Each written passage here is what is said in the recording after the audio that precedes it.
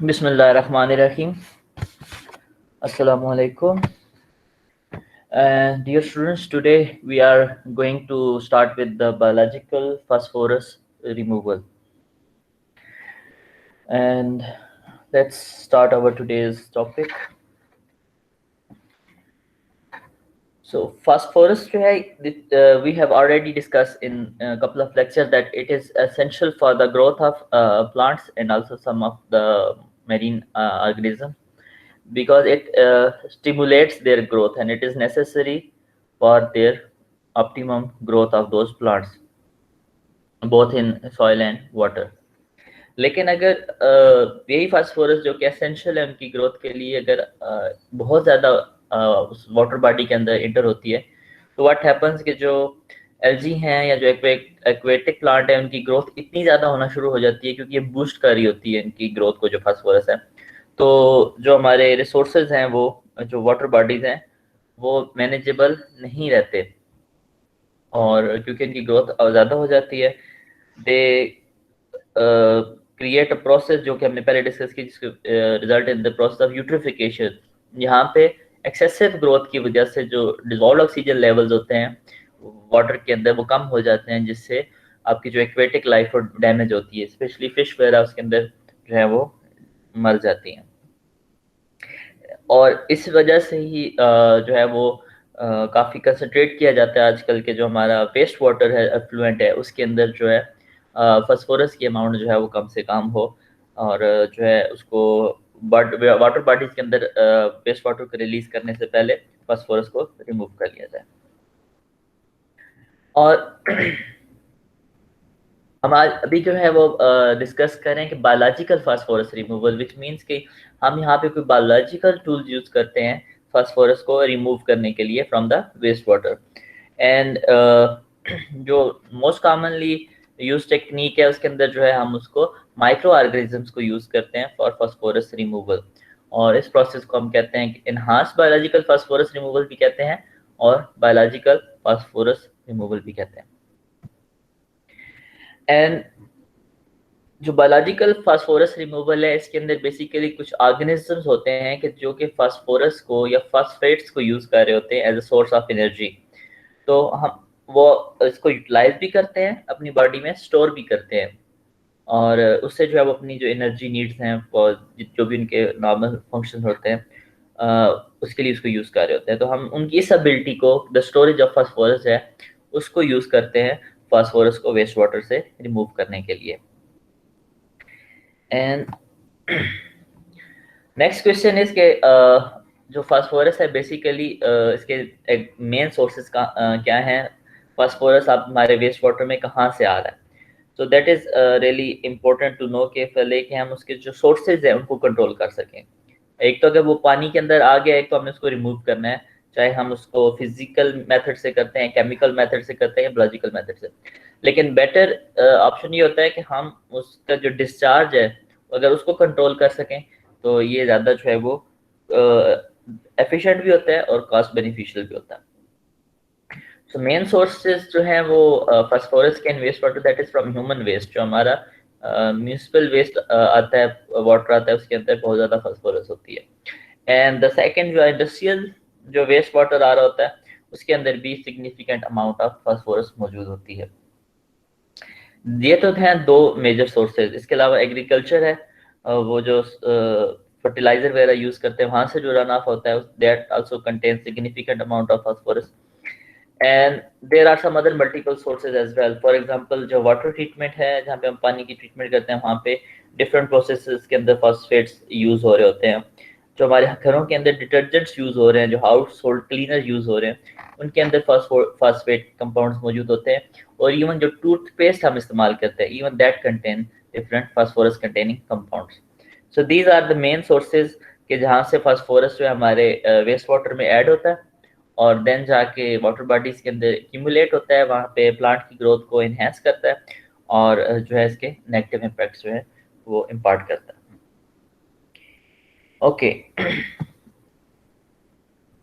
What next the thing, before हम start करें कि माइक्रो ऑर्गेनिज्म से हम कैसे रिमूव करते हैं, so we will discuss briefly about phosphate जो है कि वो कौन कौन सी फॉर्म में मौजूद होता है, और बैक्टीरिया कौन सी फॉर्म है फास्फोरस है उसकी यूटिलाइज करते हैं और कौन सी जो है वो यूटिलाइज नहीं कर सकते। सो द सिंपलेस्ट फॉर्म जो है एक्वस की, जो सिंपल इंडिविजुअल मॉलिक्यूल्स होते हैं फॉस्फेट्स के, जिनको हम कहते हैं orthophosphate. So this is the simplest form of phosphate और phosphorus compounds in water. And ये वो फॉर्म है कि जिसको बैक्टीरिया जो है एक्चुअली एसिमिलेट कर सकते हैं, which they can intake from the water, actually this kind of phosphate compounds known as orthophosphates। जो polyphosphates हैं या अदर टाइप्स ऑफ फॉस्फेट्स हैं, उनको जो बैक्टीरिया है वो उसको इनटेक नहीं कर सकते। सो द जो फॉर्म वो इनटेक करते हैं that is orthophosphate. And then the polyphosphate है कि विच कंटेन लार्ज मॉलिक्यूल्स होते हैं, जिसके अंदर एक चेन टाइप मॉलिक्यूल्स होते हैं कि जिनके अंदर डिफरेंट ऑर्थोफॉस्फेट मॉलिक्यूल्स जो है वो आपस में लिंक होते हैं। एंड इसके अंदर जो थर्ड टाइप है दैट इज ऑर्गेनिक फॉस्फेट के, जहाँ पे फॉस्फेट मॉलिक्यूल्स हैं जो हैं कंपाउंड्स हैं, दे आर अटैच्ड और combined with some organic compounds, जैसे कि ह्यूमन वेस्ट है तो उसके साथ अटैच हुए होते हैं। तो मेनली वेस्ट वाटर के अंदर जो है जो एक्वस फास्फोरस होती है वो इन 3 डिफरेंट फॉर्म में होती है, either in the form of orthophosphate, polyphosphate और in the form of organic phosphate. और जब हम ट्रीटमेंट करते हैं बायोलॉजिकल फास्फोरस रिमूवल, जब हम कर रहे हैं बायोलॉजिकल मेथड से ट्रीट कर रहे हैं, तो जो पॉलीफॉस्फेट्स होते हैं और ऑर्गेनिक फॉस्फेट्स होते हैं mostly they are converted into orthophosphate, जिसको फिर माइक्रो ऑर्गेनिज्म जो है वो इनटेक करते हैं अपनी बॉडी के अंदर। So any question up till now? So next we will start how we remove phosphorus from the water resources. If you have any question जहाँ तक तो आप पूछ सकते हैं। Okay, so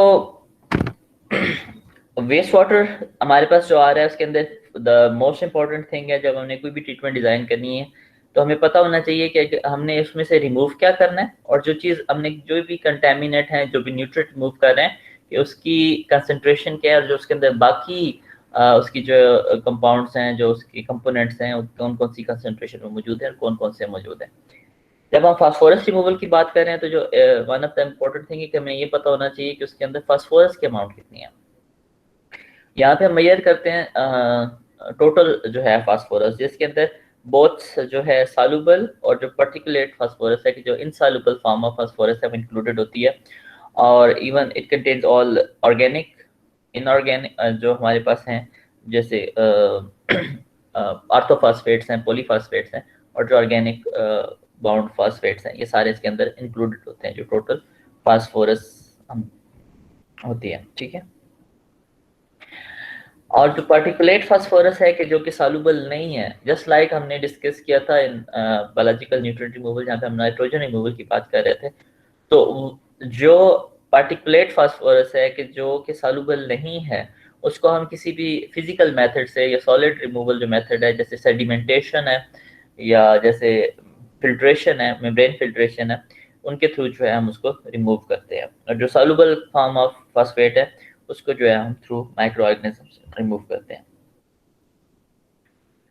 और यहाँ पे जो हम बायोलॉजिकल वे से फास्फोरस रिमूव कर रहे हैं, तो इसके अंदर जो मेन प्रिंसिपल ये है कि हम माइक्रो ऑर्गेनिज्म यूज करते हैं कि जो कि एक्सेस अमाउंट में फास्फोरस को अपने अंदर स्टोर करते हैं, और इस जो they are specific kind of bacteria है कि जो फास्फोरस को स्टोर करते हैं, उनको हम कहते हैं फास्फोरस एक्यूमुलेटिंग ऑर्गेनिज्म, और इनको PAOs भी कहते हैं। सो हम ये जो फास्फोरस एक्यूमुलेटिंग ऑर्गेनिजम्स हैं, इनको यूज करते हैं कि ये वेस्ट वाटर से फास्फेट्स को इनटेक करें अपने अंदर और वहाँ पे स्टोर करें, और हाँ इस तरह से हम उसकी जो कंसंट्रेशन है उसको रिड्यूस करते हैं वेस्ट वाटर के अंदर। एग्जैक्टली कैसे होता है, जो मैकेनिज्म है वो हम भी डिस्कस करेंगे नेक्स्ट स्लाइड्स।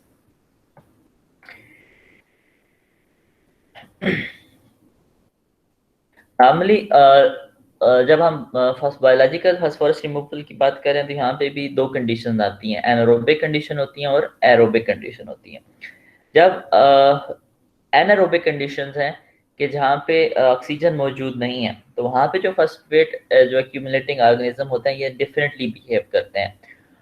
और अंडर एनारोबिक कंडीशन जो पीएओज होते हैं ये ऑर्गेनिक मैटर को कन्वर्ट करते हैं, डिफरेंट एनर्जी रिच कंपाउंड्स होते हैं जिनको हम कहते हैं पॉली हाइड्रोक्सो अल्केनोएट्स, PHAs। तो अंडर एनारोबिक कंडीशन जो है वो जो एनर्जी स्टोर कर रहे हैं in the form of organic जो कंपाउंड्स हैं उनकी फॉर्म में जो पीएओस एनर्जी स्टोर करते हैं इन PHAs फॉर्म। और इस प्रोसेस के लिए जो एनर्जी चाहिए होती है वो यूज करते हैं through breakdown of polyphosphate molecules, और उसको जो है वो फॉस्फेट को वो फिर बाद में रिलीज कर देते हैं एनवायरनमेंट के अंदर। तो यहाँ पे बेसिकली दो मैकेनिज्म्स चल रहे हैं। जब हम एरोबिक कंडीशन में हैं, अगर हम एरोबिक कंडीशन यूज कर रहे हैं तो वहाँ पे जो ये बैक्टीरिया होते हैं जो फास्फोरस एक्यूमुलेटिंग ऑर्गेनिज्म है, under aerobic condition in the presence of oxygen ये फास्फेट को वाटर से इनटेक करते हैं, और इसके लिए जो है वो एनर्जी जो यूज करते हैं वो ऑर्गेनिक कंपाउंड्स हैं, उनको एनर्जी को यूज करके फास्फेट को लेते हैं, ऑर्थोफॉस्फेट को, और उसको एक्यूमुलेट करते हैं बॉडी में इन द फॉर्म ऑफ पॉलीफॉस्फेट। तो ये है अंडर एरोबिक कंडीशन। और ऐसी कंडीशन जब जब ऑक्सीजन मौजूद नहीं होती, देन इसका रिवर्स प्रोसेस स्टार्ट हो जाता है। वहां पे ये जो स्टोर्ड पॉलीफॉस्फेट्स हैं उनको यूज करते हैं as a source of energy, और वो स्टोर करते हैं जो एनर्जी रिच जो ऑर्गेनिक कंपाउंड्स हैं। तो ये दो प्रोसेस जो है वो चल रहे होते हैं अंदर डिफरेंट जो है conditions. Excuse me sir, sir ये एरोबिक और एनारोबिक कंडीशंस को रिपीट कर दें कि इसमें क्या हो रहा है, ये समझ नहीं आया। जी बच्चों,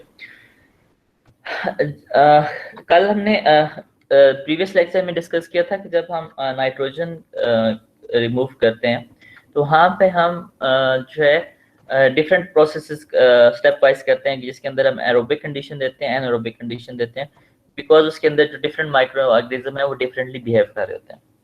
सेम कंडीशन है यहाँ पे, जब हम फास्फोरस रिमूवल करना चाह रहे हैं तो हम यहाँ पे बैक्टीरिया यूज कर रहे हैं जिनको हम PAOs कह रहे हैं, फॉस्फेट एक्यूमुलेटिंग ऑर्गेनिज्म। इनको यूज कर रहे हैं कि ये फास्फोरस को अपने अंदर स्टोर करें, फास्फेट्स को अपने अंदर स्टोर करें। अब ये जो बैक्टीरिया है ये इनको एनर्जी के लिए जो है वो कोई सोर्स चाहिए, एनर्जी अपने जो फंक्शन है उसके लिए एनर्जी यूटिलाइज करते हैं। और एनर्जी ये दो तरह से यूज कर सकते हैं, या तो ये फास्फेट्स को यूज कर सकते हैं या ये ऑर्गेनिक कंपाउंड्स को यूज कर सकते हैं।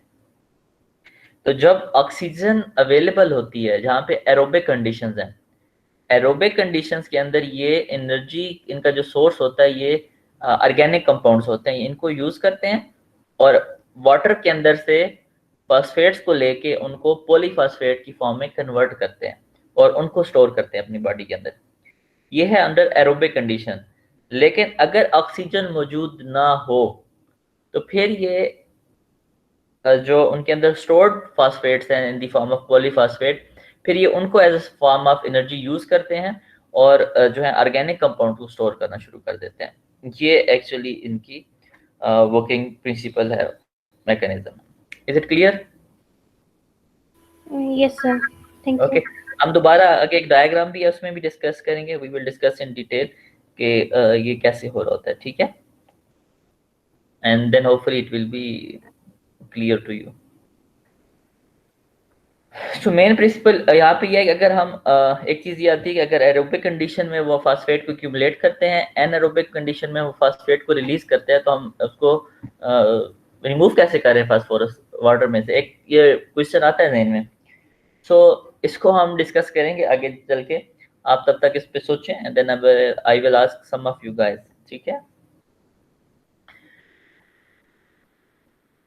यहाँ पे चीज ये है कि कुछ बैक्टीरिया जो होते हैं वो उनको अब एनर्जी के लिए उनको पॉलीफॉस्फेट चाहिए, लेकिन वो अपनी एनर्जी जो नीड है उससे ज्यादा पॉलीफॉस्फेट को स्टोर कर लेते हैं अपने बॉडी के अंदर।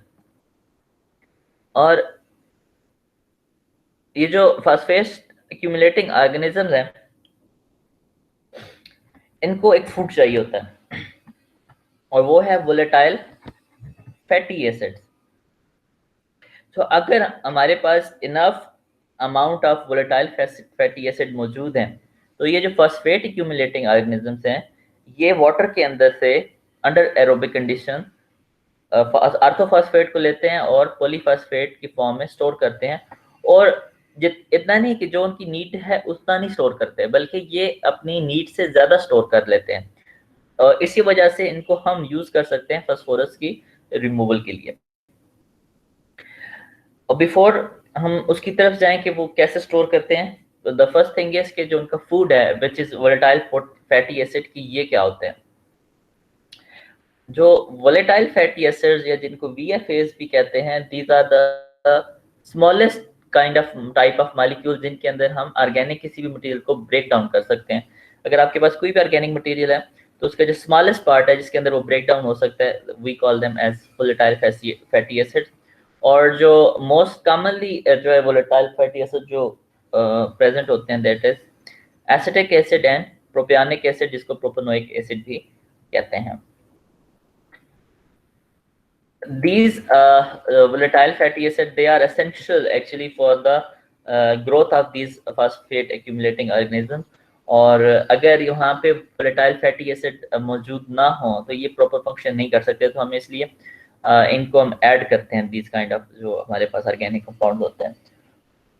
और जो नॉर्मल जो बायोलॉजिकल फास्फोरस रिमूवल प्रोसेस है, उसमें एक अगर हमने मिलीग्राम फास्फोरस को रिमूव करना है तो उसके लिए around 7 to 10 milligram of VFS जो है वो रिक्वायर होता है।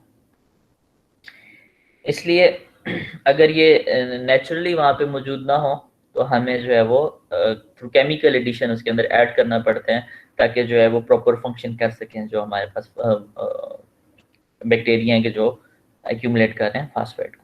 ठीक है, so these are the volatile fatty acid which are act as a food for these PAOs. So now we will discuss in details के ये जो PAOs हैं ये anaerobic condition में कैसे काम करते हैं और aerobic condition में कैसे काम करते हैं। So let's discuss under anaerobic condition these PAOs जो है वो जो उनके अंदर स्टोर्ड होती है पॉलीफॉस्फेट, उसको यूज करते हैं as a source of energy, और वहां पे वो अपने अंदर इनटेक कर रहे होते हैं, स्टोर कर रहे होते हैं food in the form of organic compounds. और इस प्रोसेस के अंदर जिसके अंदर वो पॉलीफॉस्फेट्स को यूज कर रहे होते हैं एनर्जी के लिए, उसके अंदर जो पॉलीफॉस्फेट होता है ये आर्थोफॉस्फेट के अंदर जो है वो स्प्लिट हो जाता है। अब यहाँ पे एक इशू ये है कि ये जो ड्यू टू जो उसकी कंपोजिशन होती है उनकी सेल वॉल के अंदर, उसके अंदर से एनायन पास नहीं हो सकते और न्यूट्रल और कैटायन जो है वो उसके अंदर से पास हो सकते हैं। सो ये जो फॉस्फेट मॉलिक्यूल्स होते हैं ये एनायनिक के नेचर होते हैं because they are negatively charge. तो ये इवन दो उस प्रोसेस के अंदर पॉलीफॉस्फेट जो है वो एनर्जी यूटिलाइज करने के लिए यूज हुआ है और जो ब्रेक हो जाता है आर्थोफॉस्फेट के अंदर, लेकिन ये सेल जो है उनकी मेम्ब्रेन उसके अंदर ही रहते हैं क्योंकि नेगेटिव होने की वजह से उसमें से पास आउट नहीं हो सकते। लेकिन नॉर्मली जो हमारे पास वाटर होता है उसके अंदर अल्कलिनिटी होती है, जिसके अंदर कैल्शियम अल्कलिनिटी है, ये मैग्नीशियम के कंपाउंड होते हैं, कैल्शियम कार्बोनेट है, बाइकार्बोनेट है, हाइड्रोक्साइड है, तो ये सिग्निफिकेंट अमाउंट में मौजूद होते हैं। तो ये जो आर्थोफॉस्फेट हैं which are anionic in nature, ये रिएक्ट करते हैं और बॉन्ड करते हैं इन मैग्नीशियम या पोटाशियम जो है उनके साथ, और जब ये बॉन्ड करते हैं तो ये न्यूट्रलाइज हो जाते हैं, देन दे कैन जो है क्रॉस द सेल मेम्ब्रेन और ये सेल में से पास होके वेस्ट वाटर के अंदर रिलीज हो जाते हैं। इस प्रोसेस को जिसके अंदर फास्फोरस जो है वो रिलीज होती है इन द फॉर्म ऑफ आर्थोफॉस्फेट, इसको हम कहते हैं फास्फोरस रिलीज भी कहते हैं, और इसके अंदर मैग्नीशियम एंड पोटेशियम भी साथ उसके रिलीज हो जाते हैं। सो अंडर एनारोबिक कंडीशन जहाँ पे ऑक्सीजन नहीं है, ये जो बैक्टीरिया है ये पॉलीफॉस्फेट को यूज करते हैं as a source of energy और उसको कन्वर्ट करते हैं आर्थोफॉस्फेट से, और ये जो आर्थोफॉस्फेट है ये रिएक्ट करते हैं मैग्नीशियम के साथ या पोटेशियम के साथ और उसमें से रिलीज हो जाते हैं एनवायरनमेंट के अंदर। मतलब ये जो स्टोर्ड हैं ये फॉस्फेट्स बैक्टीरिया के अंदर ये उसमें से रिलीज हो जाते हैं और वेस्ट वाटर के अंदर चले जाते हैं। सो ये है अंडर एनारोबिक कंडीशन। जब हम बात करते हैं एरोबिक कंडीशंस के अंदर, वहां पे ये जो फॉस्फेट एक्यूमुलेटिंग ऑर्गेनिज्म होते हैं, ये आर्थोफॉस्फेट को लेते हैं वाटर के अंदर से और ऑर्गेनिक मैटर को यूज करते हैं as a source of energy to convert these orthophosphates into polyphosphate, और उसको अपने सेल के अंदर स्टोर कर लेते हैं। द प्रोसेस के जिसकी वजह से ये फास्फोरस को रिमूव करते हैं वाटर के अंदर से, वो ये होता है कि जब ये ब्रेक डाउन कर रहे होते हैं पॉलीफॉस्फेट को अंडर एनारोबिक कंडीशन और आर्थोफॉस्फेट की फॉर्म में रिलीज करते हैं, तो थोड़ा रिलीज करते हैं। जो अनएरोबिक कंडीशन में वो पॉलीफॉस्फेट को ब्रेक डाउन करके जो आर्थोफॉस्फेट को रिलीज करते हैं, उसकी जो कंसंट्रेशन होती है, अमाउंट होती है, कम होती है। लेकिन जब वो इनटेक करते हैं एरोबिक कंडीशन के अंदर, तो वो बहुत ज्यादा इनटेक कर लेते हैं। तो वो ज्यादा जो आर्थोफॉस्फेट्स हैं उनको स्टोर करते हैं in the form of polyphosphate, और जो रिलीज करते हैं वो कम करते हैं। तो इसलिए इस प्रोसेस को कहते हैं कि लग्जरी अपटेक, कि उनको इतना फॉस्फेट चाहिए नहीं जितना वो स्टोर कर लेते हैं, उसमें से थोड़ा यूज करते हैं, उसको डिस्चार्ज करते हैं और फिर और ज्यादा इनटेक कर लेते हैं। So this process is also known as luxury uptake. और इसी जो है वजह से कि वो रिलीज फास्फोरस कम कर रहे हैं और इनटेक ज्यादा कर रहे हैं, हम उसको वेस्ट वाटर से रिमूव कर सकते हैं। तो यहाँ पे प्रोसेस क्या होता है एक्चुअल के, हमने फॉस्फेट, हमारे पास ये पीएओज हैं जो फॉस्फेट एक्यूमुलेटिंग ऑर्गेनिज्म है। एनारोबिक कंडीशन में तो ये यूज कर रहे हैं पॉलीफॉस्फेट्स को, और उन्होंने उसको energy as a source of energy use किया, आर्थोफॉस्फेट की फॉर्म में रिलीज कर दी। हम इनको एरोबिक कंडीशन देते हैं जिसके अंदर ये बहुत ज्यादा अमाउंट में जो फॉस्फेट हैं, आर्थोफॉस्फेट, इनको वाटर से इनटेक करते हैं और अपने अंदर स्टोर करते हैं पॉलीफॉस्फेट में। और जब वो इनफ जो है हम वो स्टोर करके उसको इनफ टाइम देने के बाद, हम इनको बैक्टीरिया को जो स्लज फॉर्म में होते हैं जो आ जाता है, उसको हम रिमूव कर देते हैं। वो स्लज हम वहां से रिमूव कर देंगे, अंडर एरोबिक कंडीशन रखने के बाद हम उसको रिमूव कर देंगे। और वो जो बैक्टीरिया हैं जिन्होंने स्टोर किया होता है, उनको हम उस पानी से निकाल लेते हैं, क्योंकि अगर वहां पे एनारोबिक कंडीशन आएंगी तो वो दोबारा रिलीज करना शुरू हो जाएंगे। सो मेनली जो रिमूवल मैकेनिज्म वो ये होता है कि हम उनको बैक्टीरिया को यूज करते हैं अंडर एरोबिक कंडीशन, कि जिसके अंदर वो आर्थोफॉस्फेट को वाटर के अंदर से लेते हैं और उसको पॉलीफॉस्फेट की फॉर्म में अपने अंदर स्टोर करते हैं। और आफ्टर गिविंग इनफ टाइम कि वो वाटर से फॉस्फेट लेके अंदर स्टोर कर लें, हम उसको स्लज को उसमें से पानी में से रिमूव कर देते हैं, और इस तरह से जो फॉस्फेट है उसके अंदर उसकी कंसंट्रेशन जो है फॉस्फेट की वाटर के अंदर कम हो जाती है। Let's compare these two conditions. यह हमारे पास है anaerobic condition, the first one, कि जिसके अंदर हमारे पास ये जो हैं पीएओज हैं, ये ऑर्गेनिक अंडर एनारोबिक कंडीशन जो ऑर्गेनिक फूड है उसको ले रहे हैं और अपने अंदर स्टोर कर रहे हैं। और इस प्रोसेस के लिए वो एनर्जी ले रहे हैं, या तो वो पॉलीफॉस्फेट से ले रहे हैं या वो ग्लाइकोजन से ले रहे हैं। और जब डिपेंड कर रहा है कि उन्होंने अपने अंदर जो है वो एनर्जी किस फॉर्म में स्टोर की होती है। वहाँ पे ग्लाइकोजन भी स्टोर हो रही होती है और पॉलीफॉस्फेट भी स्टोर होते हैं। ये डिपेंड करता है कि रिएक्शन कंडीशंस क्या हैं, एरोबिक कंडीशन जो है हम उनको देते हैं। तो वहाँ पे ये जो ग्लाइकोजन एक्यूमुलेटिंग जो है उनको ऑर्गेनिज्म भी हम कहते हैं। सो यहाँ पे ग्लाइकोजन भी स्टोर होती है और पॉलीफॉस्फेट भी। तो जब एनारोबिक कंडीशन होती हैं, वो इनको, जैसे पॉलीफॉस्फेट है, इसको यूज करते हैं as a source of energy और ऑर्गेनिक फूड को अपने अंदर स्टोर करते हैं। और ये जो पॉलीफॉस्फेट्स होते हैं ये ब्रेक डाउन करते हैं और ये इन the form of phosphate release हो जाते हैं अंडर एनारोबिक कंडीशन। जहाँ पे एरोबिक कंडीशन हम प्रोवाइड करते हैं, जो है सब सिग्निफिकेंट अमाउंट ऑफ ऑक्सीजन वहाँ पे मौजूद होती है। तो ये जो पीएओज होते हैं, ये जो फॉस्फेट है ये वाटर से लेते हैं और उसको जो है वो इन द फॉर्म ऑफ पॉलीफॉस्फेट जो है वो अपने अंदर स्टोर कर लेते हैं in the form of energy. और जब ये सिग्निफिकेंट अमाउंट ऑफ फॉस्फेट ले लेते हैं और स्टोर कर लेते हैं, in the form of polyphosphate. हम इन जो माइक्रो ऑर्गेनिज्म है इनको हम उस वाटर से रिमूव कर देते हैं और उसकी जो कंसंट्रेशन है इस तरीके से हम कम करते हैं फॉस्फेट की इन दैट वेस्ट वाटर। तो यहाँ पे हमने एक टर्म यूज किया है कि ग्लाइकोजन। सो ग्लाइकोजन क्या होता है? ग्लाइकोजन जो है ये मल्टी ब्रांच पॉलीसैकेराइड्स हैं, ग्लूकोज होता है which serve as a form of energy storage in animals, fungi and bacteria. और जो ग्लाइकोजन है बेसिकली ये रिप्रेजेंट करते हैं कि हमारी जो बॉडी के अंदर ग्लूकोज किस फॉर्म में स्टोर होता है। तो मोस्टली जो ग्लूकोज स्टोर होता है एनिमल बॉडी के अंदर, बैक्टीरिया की बॉडी के अंदर जब स्टोर होते हैं तो वो इन दी फॉर्म ऑफ ग्लाइकोजन जो है वो ग्लूकोज स्टोर होता है। स्ट्रक्चर इनका कुछ इस तरह से होता है कि जिसके अंदर ये बहुत ज़्यादा ब्रांच होते हैं और नॉर्मली ये जो बहुत छोटे छोटे ये नज़र आ रहे हैं, एक जो है अगर हम इसके स्ट्रक्चर को देखें, वैसे जनरली फार्मूला इनका C6H10O5 और N होता है, लॉन्ग चेन होती हैं। और ये जो एक यहाँ पे ये छोटा सा आपको अगर यहाँ पे नज़र आ रहा है तो ये बेसिकली ये रिंग होता है, ठीक है।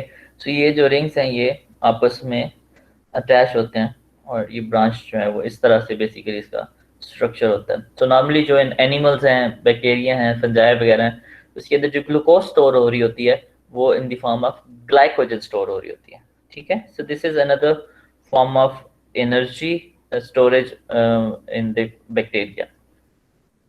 इसकी इंपॉर्टेंस क्या है हम डिस्कस करते हैं आगे जाके। तो यहाँ पे हम कंपेयर कर रहे हैं PaOs को एंड GaOs को, जो ग्लाइकोजन एक्यूमुलेटिंग ऑर्गेनिज्म है। क्योंकि हमने यहाँ पे मेनली हमारा जो टास्क है वो ये है कि हमने फास्फेट को रिमूव करना है, फास्फोरस को रिमूव करना है वाटर के अंदर से। सो अंडर एनारोबिक कंडीशन अगर हम है एनारोबिक कंडीशन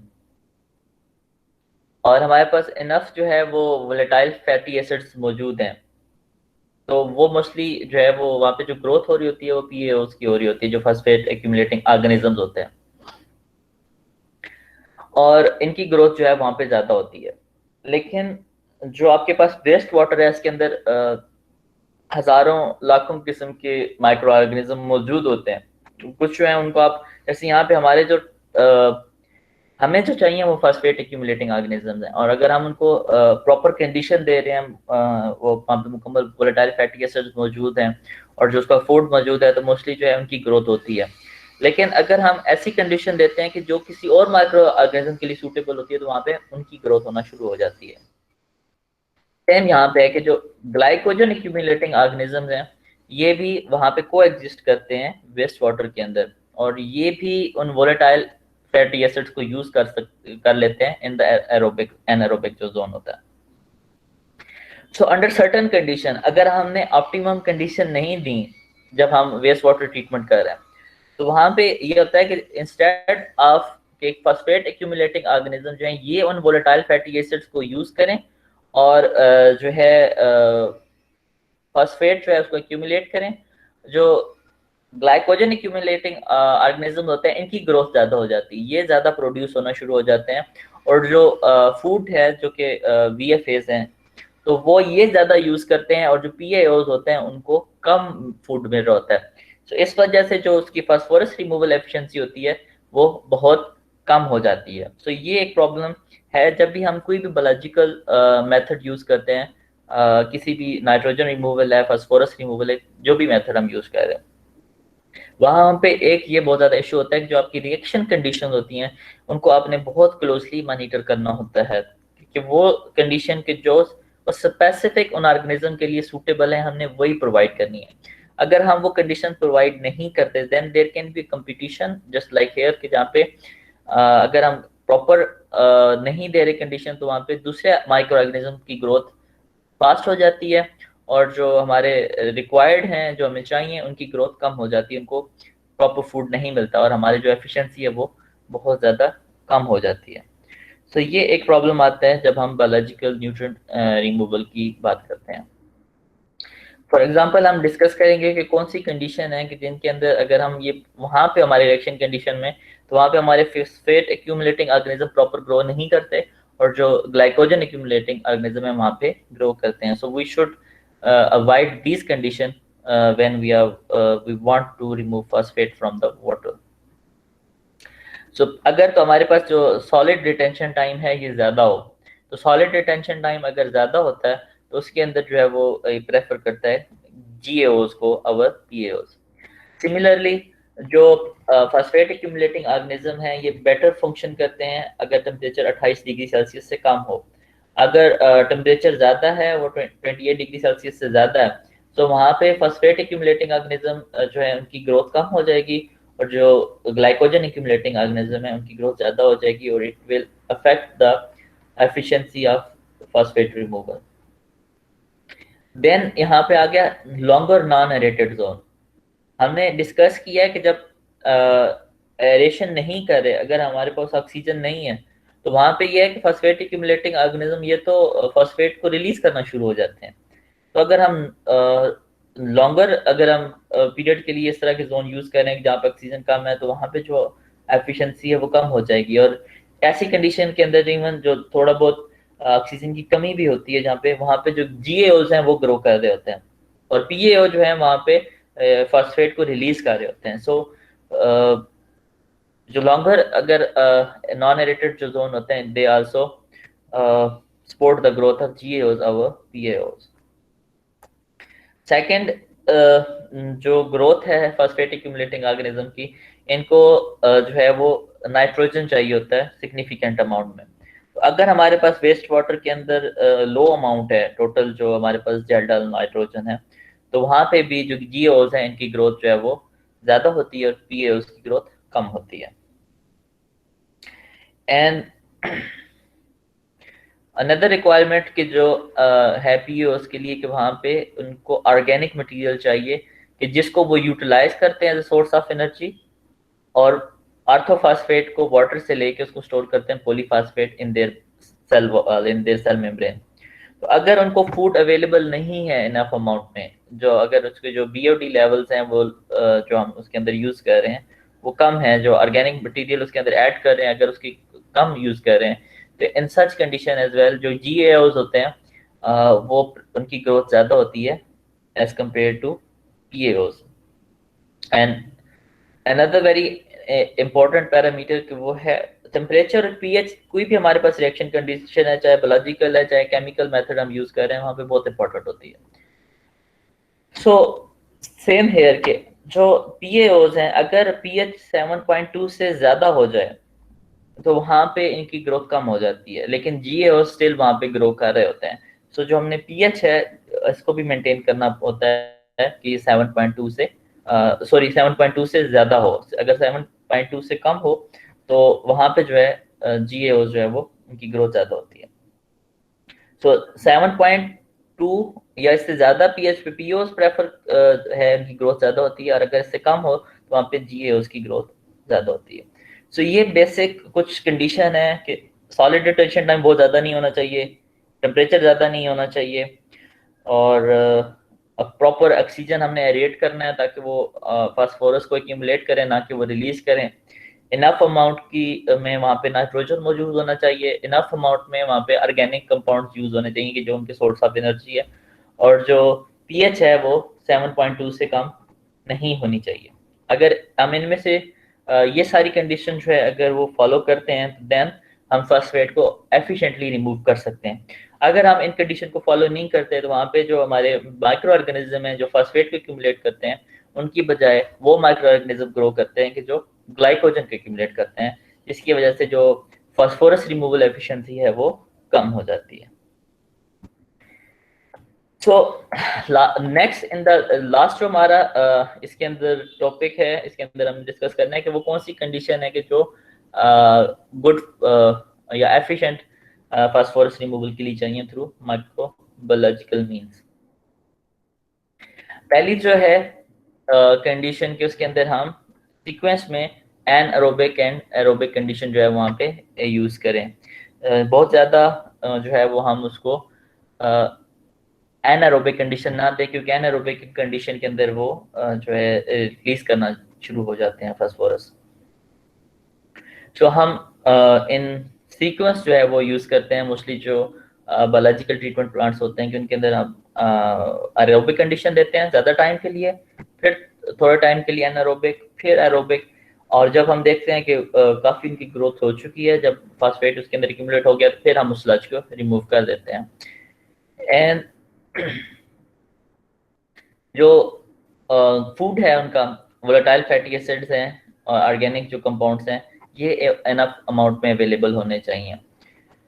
तो जो बीओडी टू टोटल फास्फोरस जो रेशियो है, जो organic compound to total phosphorus ratio है, ये तकरीबन 20 टाइम है, ज़्यादा है जो ऑर्गेनिक कंपाउंड होने चाहिए फास्फोरस से। अगर हमने 1 मिलीग्राम को रिमूव करना है तो एटलीस्ट 20 मिलीग्राम ऑर्गेनिक कंपाउंड होने चाहिए, या उसके अंदर एटलीस्ट 7 to 10 मिलीग्राम पर लीटर जो है वो वोलेटाइल फैटी एसिड होने चाहिए 1 मिलीग्राम फास्फोरस को रिमूव करने के लिए। और उसके अंदर जो हमारे पास बायोमास है, जो भी हमारे पास यहाँ पे एक टर्म यूज हुई है MLSS, के जब मिक्स्ड लिक्विड सस्पेंडेड सॉलिड्स कहते हैं, जब हम उसके अंदर यूज कर रहे हैं एक्टिवेटेड स्लज यूज कर रहे होते हैं कि जो सस्पेंडेड होता है, तो जो सॉलिड्स हैं उनको हम MLSS के नाम से जो है वो भी एक्चुअली डेजिग्नेट करते हैं, मिक्स्ड लिक्विड सस्पेंडेड सॉलिड्स, कि जब एरोबिक कंडीशन के अंदर है हमारा रिएक्शन हो रहा है, और जो हमारे पास जो बैक्टीरिया हैं जो स्लज की फॉर्म के साथ अटैच है और उन्होंने फास्फोरस को स्टोर कर लिया है इनफ अमाउंट में, तो उसके बाद हमने उनको एनारोबिक कंडीशन नहीं देनी, क्योंकि हम एनारोबिक देंगे तो वो फास्फेट को रिलीज करना शुरू हो जाएंगे।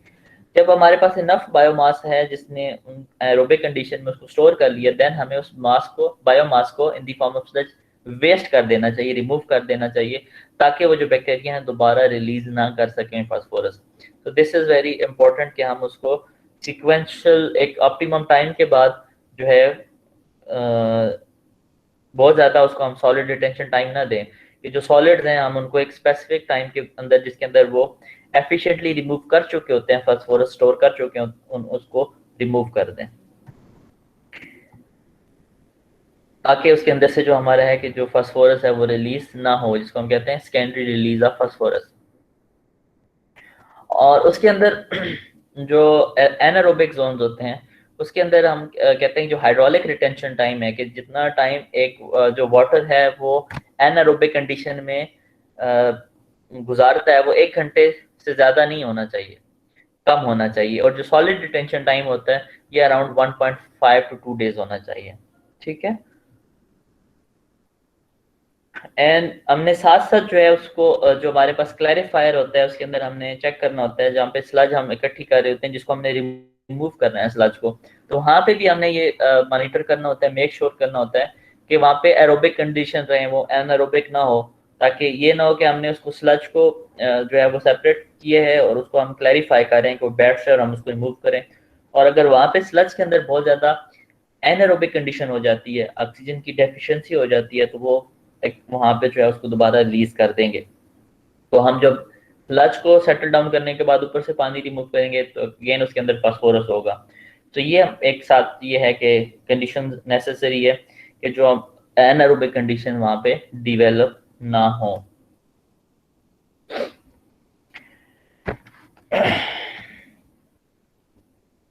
और इसके अलावा जब हम उसके अंदर कुछ अमाउंट में जो एक्टिवेटेड स्लज रिसाइकल करते हैं, क्योंकि हमने वही बैक्टीरिया जो है कुछ ज़्यादा तो 90% जो है वो रिमूव कर देते हैं, तो 10% को जो है वो यूज़ किया जाता है, रिसाइकल किया जाता है कि दोबारा उनकी ग्रोथ और वो फास्फेट को एक्यूमुलेट करें।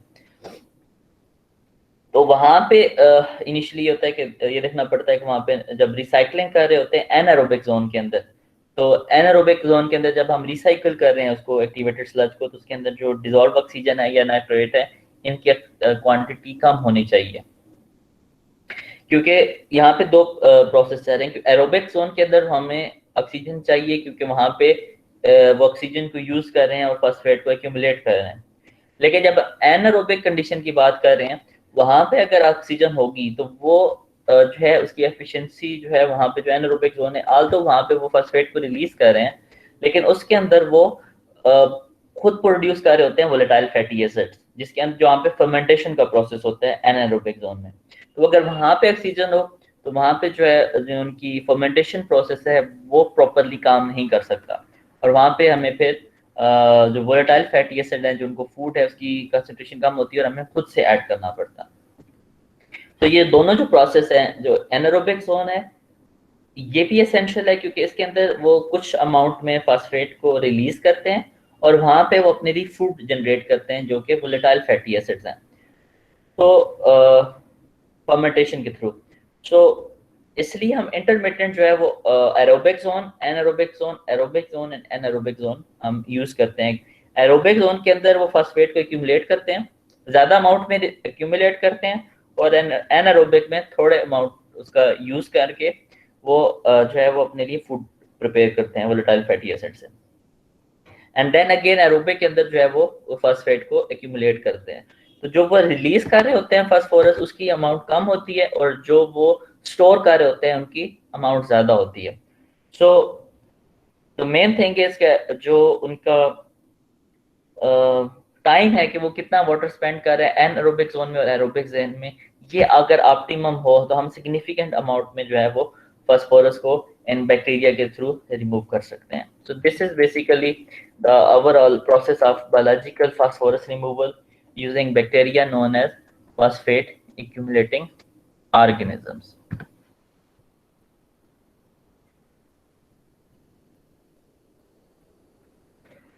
ठीक है।